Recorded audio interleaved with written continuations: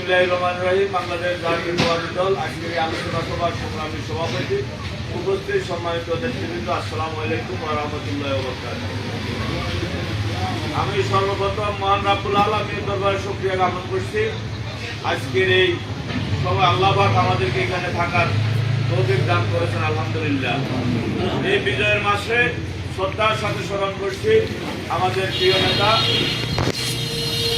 বাংলাদেশ জাতীয়তাবাদী দলের প্রতিষ্ঠাতা, মহান মুক্তিযুদ্ধের স্বাধীনতার ঘোষক শহীদ রাষ্ট্রপতি জিয়াউর রহমানকে, এবং আল্লাহর দরবারে দোয়া করে আমাদের নেতাকে আল্লাহ জান্নাতবাসী করুন। দোয়া করে আমাদের প্রিয় নেত্রী, দেশনেত্রী বেগম খালেদা জিয়ার জন্য আল্লাহ যেন আমাদের প্রিয় নেত্রীকে সুস্থতা দান করে। দোয়া করে আমাদের প্রিয় নেতা আগামী বাংলাদেশ জনাব তারেক রহমানের জন্য আল্লাহ যেন আমাদের প্রিয় নেতাকে সুস্থতার সাথে আগামী 25 তারিখ বাংলাদেশে আসার তৌফিক দান করুন। আমরা যে বিষয়গুলো নিয়ে আলোচনা করেছি, ইতিমধ্যে আমাদের নেতৃবৃন্দ গুরুত্বপূর্ণ পরামর্শ দিয়েছে। সেই বিষয়গুলোর মধ্যে আমাদের প্রথম যে বিষয় ছিল, সেই বিষয়টা আগামী 25 ডিসেম্বর আমাদের নেতা জনাব তারেক রহমান বাংলাদেশে আসতেছেন। দুপুর 12টায় শাহজালাল আন্তর্জাতিক বিমানবন্দরে উনার সেই বিমান অবতরণ করবে। আমরা আমাদের প্রিয় নেতাকে দীর্ঘ 17 বছর বাংলাদেশের মানুষ প্রিয় নেতাকে গ্রহণ করার জন্য বাংলাদেশের মাটিতে সবাই অধীর আগ্রহে অপেক্ষায় ছিলেন।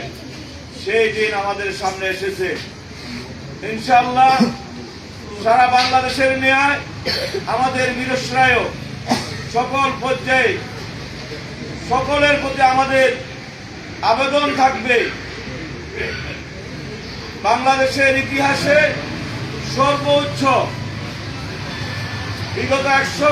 বিগত সময় এবং আগামী 100-200 বছরের মধ্যেও যেন এই ইতিহাস সৃষ্টি কেউ করতে না পারে, সেই জাতীয় একটি উপস্থিতি দিয়ে বাংলাদেশের মানুষ প্রমাণ করবে বাংলাদেশের মানুষ আমাদের প্রিয় নেতা জনাব তারেক রহমানকে কত বেশি ভালোবাসে। ঠিক আমরা প্রস্তুত মিরসরাইবাসী তাকে সাদরে গ্রহণ করার জন্য। আমাদের মিরসরাই থেকেও আমাদের হাজার হাজার মানুষ যাবে ইনশাআল্লাহ। ইতিমধ্যে আমাদের নেতৃবৃন্দ ঘোষণা করেছেন বিভিন্ন ইউনিয়ন থেকে ওনাদের প্রস্তুতির কথা। আমি যারা প্রস্তুতির কথা বলেছেন তাদেরকে ধন্যবাদ জানাই। আর যারা প্রস্তুতি নেওয়ার এখনো সিদ্ধান্ত নেন নাই, ওনারা সিদ্ধান্ত নেবেন বলেছেন। ওনাদের প্রতি আহ্বান থাকবে সর্বোচ্চ উপস্থিতি নিশ্চিত করার জন্য সকলের অবস্থান থেকে চেষ্টা করবেন। আমরা আমাদের এই একসাথে যে যাওয়ার কথা বলেছে আমাদের কিছু নেতা বলেছেন আমরা একসাথে যাওয়ার জন্য। আমি আমার ব্যক্তিগত কারণে আগামীকাল চলে যাওয়ার সিদ্ধান্ত নিয়েছি। তবে আমি আগামীকাল চলে গেলেও আমাদের উপস্থিতিটা একসাথে হওয়ার আমরা চেষ্টা করবো ইনশাআল্লাহ, যাতে করে আমাদের যাওয়াটা ঢাকা শহরে একসাথে গিয়েছি এটাই প্রমাণিত হবে। আমি যখনই যাই আপনাদের সাথে আপনাদের ঢাকা প্রবেশ মুখে ইনশাআল্লাহ দেখা হবে। আর যাওয়ার বিষয়টা মিরসরাই থেকে আমি যেটা বুঝেছি আপনাদের অনেকের বক্তব্যে, ব্যক্তিগতভাবে অনেকে নিজেদের যাওয়ার জন্য অ্যারেঞ্জমেন্ট করেছেন। যারা যাওয়ার জন্য নিজেরা ব্যক্তিগত পর্যায়ে সিদ্ধান্ত নিয়ে ফেলেছেন, আসলে ওনারা কে কখন কতক্ষণে যাবেন সেটা তো বলতে পারতেছি না। আমরা এটুকু বলবো, আমাদের সিদ্ধান্ত আপনাদের জন্য মঙ্গল হবে আমরা যদি এখান থেকে একসাথে রওনা করতে পারি। কারণ আপনারা কেউ হয়তো আগামীকাল দুপুরে চলে যাবেন, কিন্তু সারা রাত কষ্ট করবে। কেউ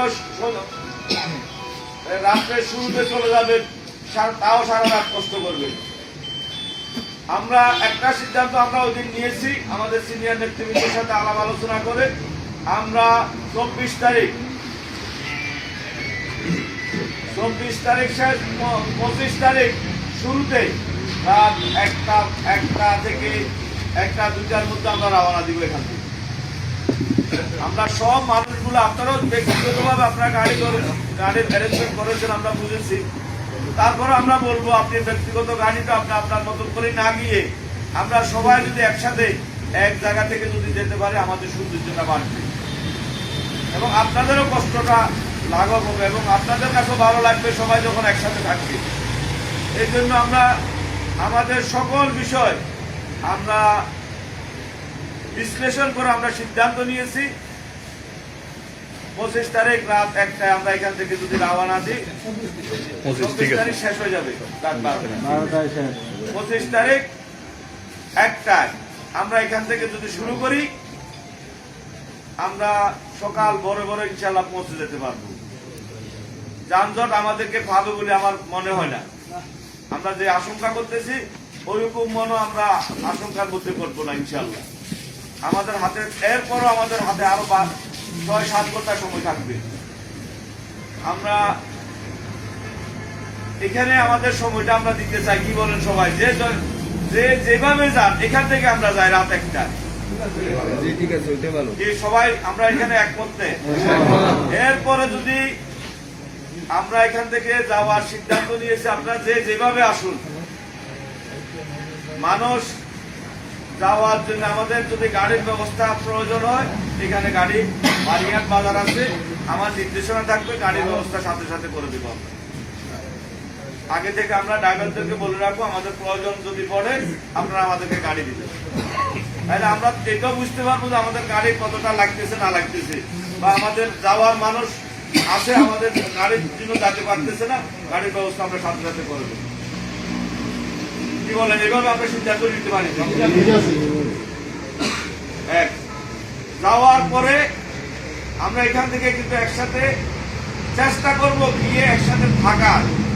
হয়তো পরিস্থিতির কারণে আমরা একসাথে সেখানে নাও থাকি, কারণ মানুষের এত বেশি উপস্থিতি হবে যে উপস্থিতির মধ্যে আমরা 2-3 হাজার মানুষ একসাথে যে থাকতে পারবো, চলতে পারবো, এটা মনে সম্ভব হবে না, বিচ্ছিন্ন হয়ে যাবে।